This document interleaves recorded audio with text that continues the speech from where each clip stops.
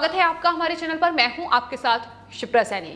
उत्तर प्रदेश के मुख्यमंत्री योगी आदित्यनाथ ने बड़ा फैसला लिया है। उन्होंने कांवड़ यात्रा की अनुमति दे दी है। साथ ही सीएम योगी ने अधिकारियों को यह निर्देश दिया है कि पड़ोसी राज्यों से बात करें और कांवड़ यात्रा कराई जाए। तो आपको बता दें, एक तरफ उत्तराखंड जो कांवड़ यात्रा की अनुमति जिनकी तरफ से नहीं दी गई है, वहीं दूसरी ओर उत्तर प्रदेश के मुख्यमंत्री योगी आदित्यनाथ ने कांवड़ यात्रा कोविड प्रोटोकॉल को ध्यान में रखते हुए की जाएगी, ये साफ तौर पर निर्देश अधिकारियों को दे दिए गए हैं। वहीं दूसरी ओर आपको बता दें, संस्कृत भाषा को उत्तर प्रदेश में बढ़ावा देने के लिए योगी सरकार ने एक बड़ा कदम उठाया है। संस्कृत भाषा का मुफ्त में प्रशिक्षण योगी सरकार देगी, ये घोषणा उत्तर प्रदेश के मुख्यमंत्री योगी आदित्यनाथ की ओर से की गई है। तो लगातार एक के बाद एक बड़े फैसले उत्तर प्रदेश में मुख्यमंत्री योगी आदित्यनाथ ले रहे हैं। अगर बात कांवड़ यात्रा की जाए तो कांवड़ यात्रा को लेकर असमंजस की स्थिति लगातार बनी हुई थी कि क्या इस साल कांवड़ यात्रा होगी या फिर नहीं। लेकिन अब सीएम योगी ने ये घोषणा कर दी है कि इस बार कांवड़ यात्रा होगी, लेकिन कोविड के मद्देनजर तमाम गाइडलाइंस का पालन करते हुए ये कांवड़ यात्रा संपन्न कराई जाए। ये निर्देश आला अधिकारियों को दे दिए गए हैं। इतना ही नहीं, मुख्यमंत्री ने ये घोषणा करते हुए अधिकारियों को ये निर्देश भी दिया है कि जो पड़ोसी राज्य हैं उनके साथ भी बातचीत करें और ये कांवड़ यात्रा होनी चाहिए जो कि 25 जुलाई से शुरू हो रही है। जाहिर तौर पर सावन के महीने में शिव भक्तों के लिए ये कांवड़ यात्रा अपने आप में बेहद महत्वपूर्ण है। पिछले साल कोविड के मद्देनजर कांवड़ यात्रा नहीं हो पाई थी, लेकिन इस बार उत्तर प्रदेश के मुख्यमंत्री योगी आदित्यनाथ की ये कोशिश है कि इस कांवड़ यात्रा को कराया जाए और 25 जुलाई से इसकी शुरुआत हो रही है। हालांकि आपको बता दें, उत्तर प्रदेश के मुख्यमंत्री ने ये घोषणा, ये ऐलान उस वक्त किया है जब उत्तराखंड ने कांवड़ यात्रा पर रोक लगा दी है।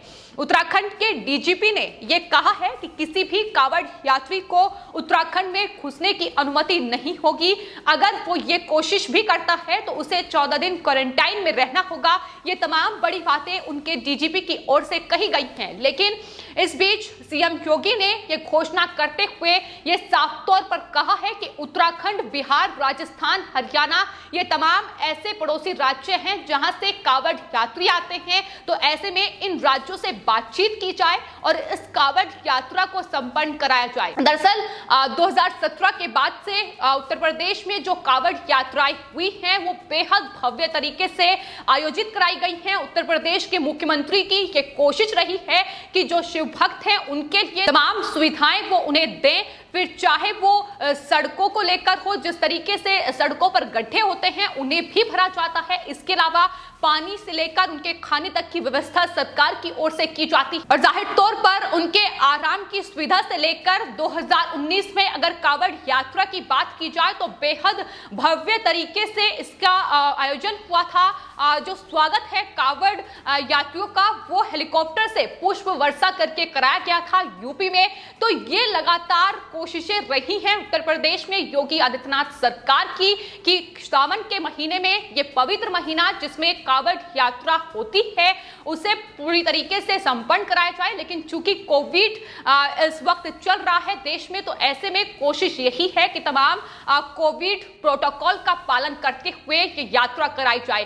तो फिलहाल ये बताया जा रहा है कि कांवड़ यात्रा को लेकर उत्तराखंड के नए मुख्यमंत्री पुष्कर सिंह धामी ने उत्तर प्रदेश के मुख्यमंत्री योगी आदित्यनाथ से फोन पर बातचीत की है और आने वाले वक्त में जल्द ही हरियाणा के मुख्यमंत्री मनोहर लाल खट्टर से भी उनकी बातचीत होगी, जिसके बाद इसको लेकर फैसला लिया जाएगा। लेकिन उत्तर प्रदेश में कांवड़ यात्रा को अनुमति दे दी गई है, एक पवित्र यात्रा, लेकिन इसको लेकर विपक्ष लगातार बौखलाया हुआ है और तमाम जो कायदे कानून हैं वो कोविड के पढ़ाए जा रहे हैं कि दरअसल कोविड देश में है, तीसरी लहर आ सकती है। ऐसे में इस कावड़ यात्रा को अनुमति दी गई है, लेकिन किस तरीके से विपक्ष लगातार अपनी राजनीति को चमकाने के चक्कर में धार्मिक कार्ड खेलता नजर आया है, किस तरीके से हिंदू विरोधी बातें उनकी ओर से की गई हैं, ये लगातार देखने को मिला है। फिर चाहे कांग्रेस की टूलकिट की ही बात कर ली जाए, कांग्रेस की टूलकिट में साफ तौर पर इस बात का जिक्र किया गया था कि किस तरीके से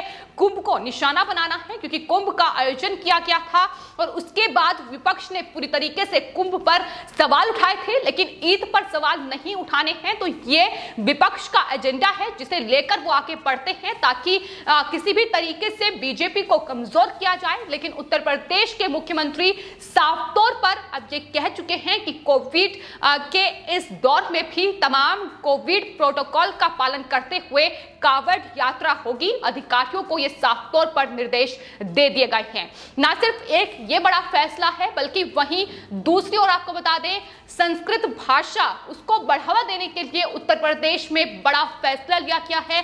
संस्कृत भाषा का अब मुफ्त में प्रशिक्षण जो है योगी सरकार देगी, इसकी घोषणा की गई है। दरअसल जो लोग संस्कृत भाषा को बोलना, पढ़ना और सीखना चाहते हैं, उनके लिए ये जो ऑप्शन है ये राज्य सरकार लेकर आई है। जाहिर तौर पर सरकार के प्रवक्ता की ओर से ये जानकारी दी गई है कि नागरिक और विशेष रूप से वो छात्र जो संस्कृत भाषा को सीखना चाहते हैं, वो महज एक मोबाइल नंबर जो है वो सरकार की ओर से जारी किया गया है, जिस पर एक मिस्ड कॉल अलर्ट के साथ ही रजिस्ट्रेशन हो जाएगा और वो तमाम लोग इस सुविधा का लाभ जो सरकार ये देने जा रही है इसका लाभ उठा सकेंगे।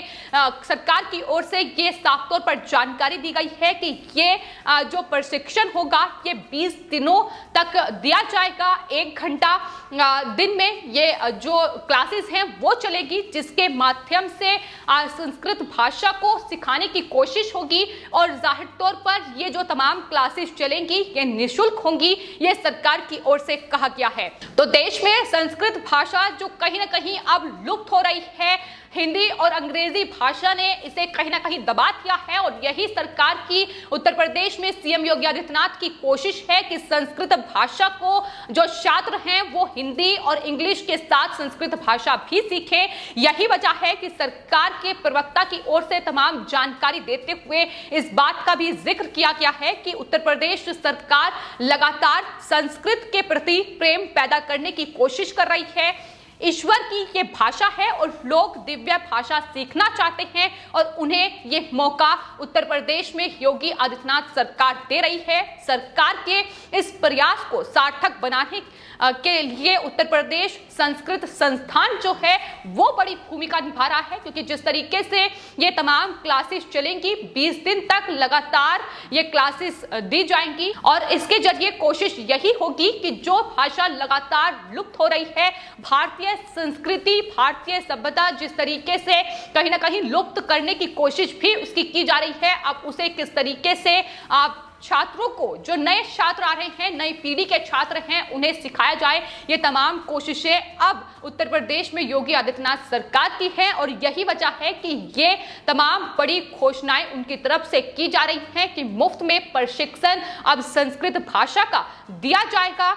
इंजीनियर से लेकर डॉक्टर, व्यवसायी छात्र या कोई भी व्यक्ति संस्कृत बोलने, पढ़ने और सीखने का ये निःशुल्क प्रशिक्षण ले सकता है, ये सरकार की ओर से जानकारी दी गई है। तो आपको बता दें, संस्कृत भाषा जो कि सभी भाषाओं की जननी है और किस तरीके से उत्तर प्रदेश के युवाओं को संस्कृत के महत्व के बारे में बताया जाए, उसको लेकर ही ये कोशिश है राज्य सरकार की, सीएम योगी आदित्यनाथ की, कि भाषा को बढ़ावा देने के लिए कई कदम लगातार सरकार की ओर से उठाए जा रहे हैं।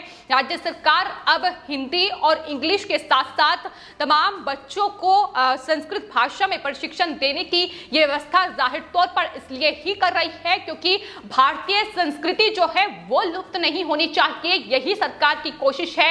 केंद्रीय मंत्रालय भी इसको लेकर बड़ा कदम पहले ही उठा चुका है। तो संस्कृत भाषा को लेकर लगातार केंद्र सरकार की ओर से भी बड़ा फैसला लिया किया गया था। इसके अलावा आपको बता दें, भारत में भले ही संस्कृत भाषा जो कहीं ना कहीं लुप्त होती जा रही है, लेकिन विदेशों में संस्कृत भाषा को सीखने के लिए लोग लगातार आगे आ रहे हैं और यही वजह है कि अब लगातार उत्तर प्रदेश में योगी आदित्यनाथ सरकार की कोशिश यही है कि संस्कृत भाषा के विकास में भी यूपी नंबर 1 बने। बेसिक शिक्षा की तर्ज पर उत्तर प्रदेश में संस्कृत निदेशालय बनाने के निर्देश भी सीएम योगी आदित्यनाथ की ओर से दिए गए थे। सितंबर 2020 में उत्तर प्रदेश सरकार की ओर से यह भी घोषणा की गई थी कि जो तमाम प्रेस रिलीज जारी की जाएगी वो संस्कृत भाषा में की जाएगी। तो तमाम ये अहम कदम हैं जो सभी भाषाओं की जननी संस्कृत भाषा को लेकर ये तमाम अहम कदम उत्तर प्रदेश में योगी सरकार की ओर से उठाए गए हैं।